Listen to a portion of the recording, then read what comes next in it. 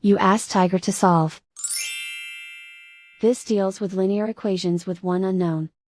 The final result is x equals 30/7. Let's solve it step by step. Group all x terms on the left side of the equation. Subtract 4x from both sides. Group like terms. Simplify the arithmetic. Group like terms. Simplify the arithmetic.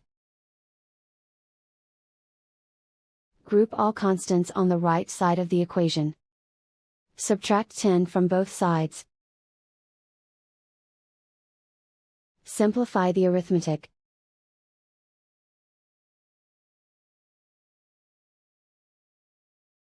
Isolate the x. Divide both sides by -7. Cancel out the negatives. Simplify the fraction. Cancel out the negatives. And so the final result is x equals 30/7.